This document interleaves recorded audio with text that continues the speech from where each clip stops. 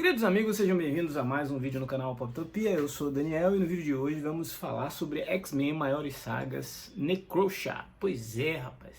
Esse selo X-Men Maiores Sagas é um selo que a Panini tem trazido aí bastante arcos emblemáticos para os mutantes, arcos relevantes e fases, né? Esse é um formato que ele traz muitas páginas, no caso desse aqui são 448 páginas em capa cartão e custando aí cerca de R$ 139, né? Outras 7 volumes dessa coleção já foram lançados, ó. A Canção do Carrasco, Aliança Falange, Complexo de Messias, Guerra Messiânica, Nação X, Utopia e Operação Tolerância Zero. Essa é uma coleção que a Panini tem utilizado aí uma periodicidade especial, mais ou menos dois volumes por ano, né?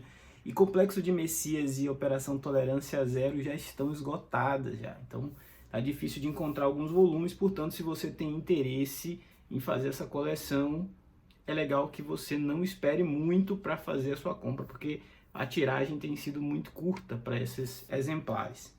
E esse aqui é um dos mais esperados. Necrosha é uma saga que já foi publicada aqui no Brasil, em X-Men Extra, pela própria Panini. Na época a revista mensal dos X-Men custava cerca de R$14, mas era em papel jornal. E por que eu estou dando ênfase nisso, né? Porque essa X-Men Necrosha, ela se passa, a principal parte dela, na revista da X-Force. E era uma revista da X-Force escrita pelo Craig Kyle, que é um escritor espetacular. Ele estava envolvido, acho que naquela série Wolverine e os X-Men também. E e o Christoph Yost. É uma fase da X-Force bastante violenta, bastante incisiva, que se passa depois do Complexo de Messias. Era uma equipe, era o BOP dos X-Men, era a equipe de operações especiais dos X-Men que o Ciclope enviava só para enfrentar as ameaças mais pesadas, inclusive liderada pelo Wolverine, com participação do Arcanjo, da Lupina, da Dominó. É uma equipe bem pesada. Isso saía na X-Men Extra e o roteirista Craig Kyle e Christoph Yost estava construindo uma história ali em cima da Selene. A Selene era uma mutante com mais de, sei lá, 15 mil anos de idade. Ela é uma mutante muito antiga. A gente vai conhecer a história de origem dela nessa saga. E esse momento cronológico foi desenhado pelo desenhista Clayton Crane. O Clayton Crane, ele é um desenhista que coloca muito, eu acho que digital na sua arte, né? E por conta disso, as cores ficam bastante escuras. E essas cores escuras faziam com que essas páginas ficassem quase que incompreensíveis no papel jornal. Aqui a gente tem um quadrinho já no papel offset, de melhor qualidade, dá pra gente apreciar melhor as cenas de batalha, as cenas de luta. Por quê? Porque a Selene é uma vampira, né, uma mutante que drena o poder e a força vital de outros mutantes, e ela aqui se associou com outros vilões, e um cara chamado Elia Bard, para ressuscitar mutantes e sacrificar a alma deles para que ela se transformasse em uma divindade, né? Mas para isso ela precisa de um artefato, e esse artefato está lá na ilha de Utopia, que é onde os X-Men estão morando, justamente como foi mostrado no volume anterior dessa coleção, As Maiores Sagas, né? Utopia é uma ilha, né?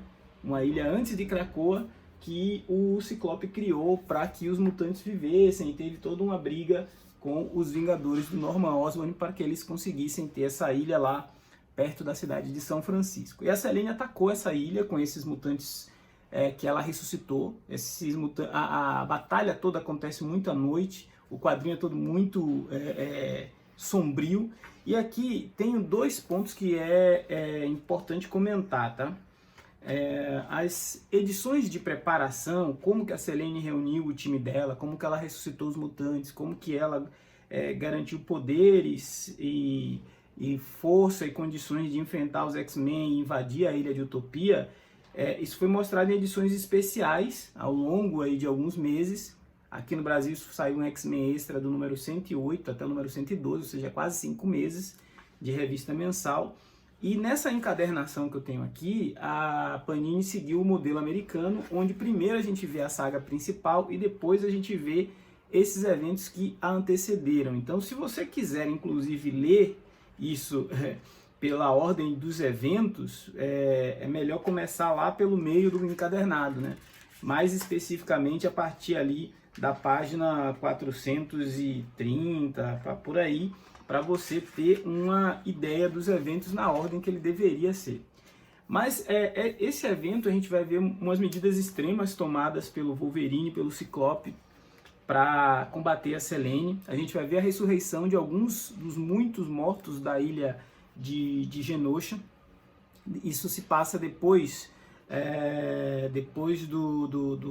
do massacre de 16 milhões de mutantes que foi cometido pela Cassandra Nova. Então a Selene leva esses seus aliados para lá e tenta, com o apoio deles, ressuscitar esses 16 milhões de mutantes para que eles sejam seus escravos. Eu tive que regravar uma parte do vídeo porque eu acabei perdendo o arquivo, então vocês vão notar uma diferença aí na iluminação. Comecei de dia e estou terminando agora à noite.